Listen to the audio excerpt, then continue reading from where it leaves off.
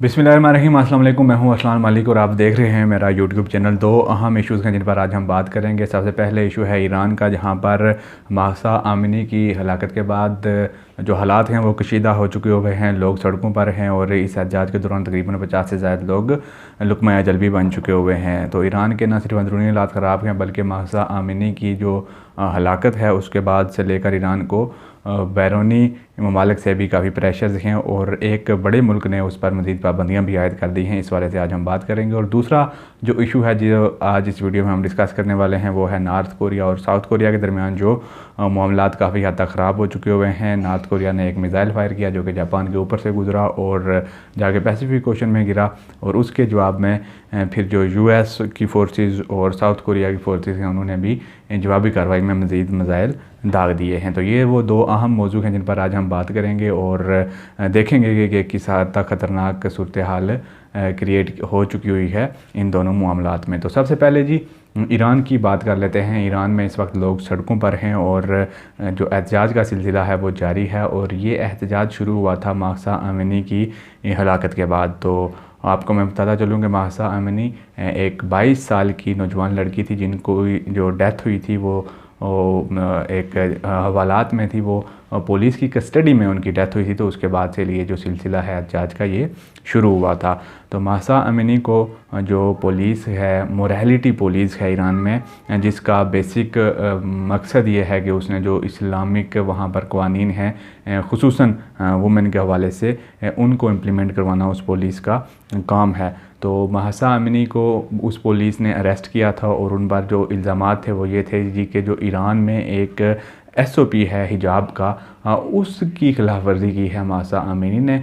तो उसकी पादाश में जो मोरालिटी पुलिस है ईरान की, उसने महसा अमीनी को गिरफ़्तार कर लिया था। तो वो वहाँ पर मौजूद थी। 3 दिन गुजरने के बाद महसा अमीनी की डेथ हुई थी हस्पताल में जाकर, और महसा अमीनी की जो फैमिली है उसका ये कहना है कि जो मोरालिटी पुलिस है उसने उनकी जो बेटी थी महसा आमिनी उस पर तशद्दुद किया, जिस तशद्दुद की वजह से उनकी डेथ हुई है। लेकिन पुलिस का कहना है कि महसा आमिनी के पर कोई तशद्दुद नहीं हुआ और वो उनकी तबीयत बिगड़ी और उनको हॉस्पिटल पहुंचाया गया और अस्पताल में ही वो दम तोड़ गई। तो ये वो वाक़या था जिसके बाद ईरान की सड़कों पर लोग निकल आए और महसा आमिनी के हक़ में नारे बुलंद होना शुरू हो गए। और वक्त गुजरने के साथ साथ जो एहतजाज का सिलसिला था ये हर गली में, हर मोहल्ले में, हर सड़क पर नज़र आने लग गया, और जो ईरान की ख़वातीन थी वो सामने आ गई। और मुख्तलिफ़ जगहों पर हमने देखा कि ईरान में हिजाब को भी आग लगा दी गई, और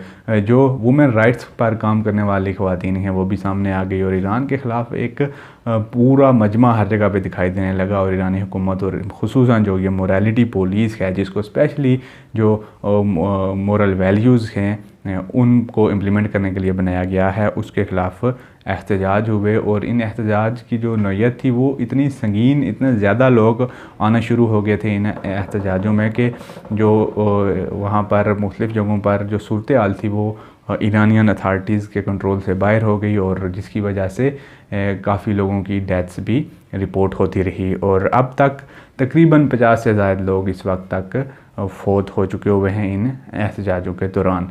तो ये तो अंदरूनी हालत है ईरान की, जहाँ पर जो मामलात हैं, जो हालात हैं वो ईरान की अथॉरिटीज़ से के कंट्रोल से बाहर हो चुके हुए हैं। लोग हर जगह पर जमा हैं और वो इंसाफ के लिए स्लोगन्स वो रेज़ कर रहे हैं कि महसा आमिनी को इंसाफ दिया जाए, और मोरालिटी पुलिस के ख़िलाफ़ ये स्लोगन्स लगाए जा रहे हैं।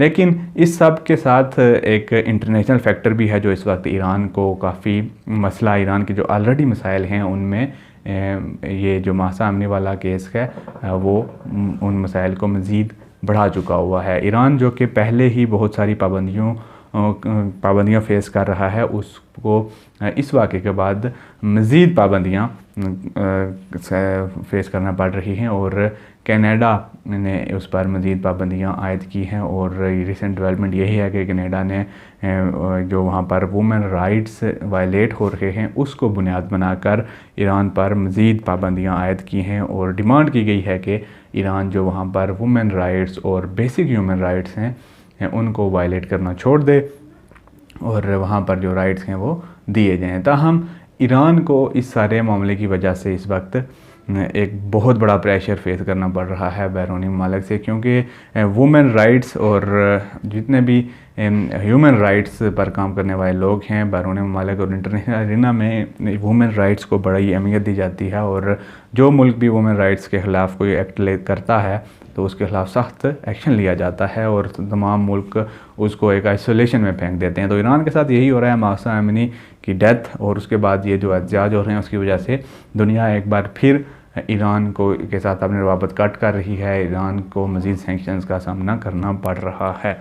तो आज का जो दूसरा टॉपिक है वो है नॉर्थ कोरिया और साउथ कोरिया के दरमियान जो एक रिफ्ट है वो बढ़ती जा रही है और इन दोनों ममालिक के दरमियान जो दूरियां हैं वो मज़ीद बढ़ती जा रही हैं। और नॉर्थ कोरिया ने एक इंतहाई कदम उठाया है और उसने जो नॉर्थ कोरिया की जानिब से आजकल अक्सर हम देखते हैं कि वो कोई ना कोई बैलिस्टिक मिसाइल का तजर्बा कर जाता है और पिछले 10 दिन में तकरीबन 5 बार वो इस तरह की मिसाइल फायर कर चुका हुआ है। लेकिन उसने जो रिसेंटली एक मिसाइल फायर किया जो कि नॉर्थ कोरिया से फायर हुआ और वो जापान के ऊपर से गुज़रा, और जापान के ऊपर से जब गुज़रा तो वहाँ पर जो लोग थे वो जो सायरन्स थे वो बजना शुरू हो गए। जब कोई भी मुल्क किसी भी मुल्क के ऊपर कोई मिसाइल अटैक होता है तो जो डिफेंस सिस्टम होता है वहाँ से एक ऑटोमेटिक सायरन जनरेट होते हैं जिसकी वजह से तमाम लोगों को आगाह कर दिया जाता है कि कोई मिसाइल अटैक हो गया, वो अपने आप को कवर कर लें। और जापान के ऊपर से जब ये नॉर्थ कोरिया का फायर किया गया मिसाइल गुज़रा तो वहाँ पर जो सायरन्स बजे उसकी वजह से अवाम में खौफ और रास पैदा हो गया और लोग भाग कर अपने अपने घरों में चले गए और ये मिसाइल जाके फिर पैसिफिक ओशन में लगा। तो नॉर्थ कोरिया से ये जो मिसाइल फायर हुआ ये बैलिस्टिक मिसाइल था और ये तकरीबन 4500 से 4600 किलोमीटर दूर जाकर गिरा और ये 22 मिनट तक हवा में इसने ट्रैवल किया। तो जापान की अथॉरिटीज़ के मुताबिक जब उनको पता चला कि वहाँ से एक मिसाइल ऊपर से गुजर रहा है तो उन्होंने मिसाइल को हिट नहीं किया और मिसाइल को अपनी ट्रैजेक्टरी पे जाने दिया गया।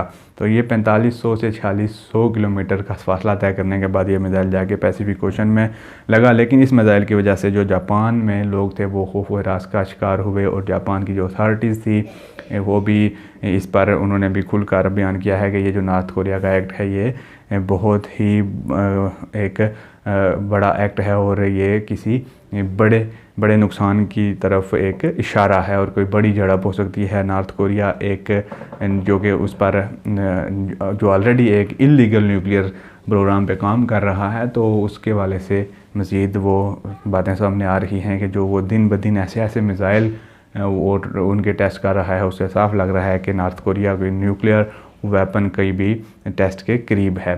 तो इसके जवाब में यूएस फोर्सेस और साउथ कोरियन की जो फोर्सेस हैं इन्होंने मिलकर एक ड्रिल की है। ये मिसाइल जो नॉर्थ कोरिया ने फायर किया था इसके जवाब में यूएस फोर्सेस और साउथ कोरिया की जो फोर्सेस हैं उन्होंने भी मिसाइल दाए हैं ओशन में। और यूँ जो एक नॉर्थ कोरिया और साउथ कोरिया के दरमियान जो टेंशन है वो एस्केलेट हो चुकी हुई है और आने वाले दिनों में जो इस वाले से कोई डेवलपमेंट्स आएंगी तो वो मैं आपके साथ शेयर करूंगा। आज की वीडियो से इतना ही। अगर अभी तक आपने चैनल सब्सक्राइब नहीं किया तो चैनल को सब्सक्राइब कर दें, साथ दिए गए बेल आइकन को भी प्रेस कर दें ताकि हर आने वाली नई वीडियो आप तक पर वक्त पहुंच सके। अरसलान मलिक की साइनिंग आउट। अल्लाह हाफ़िज़।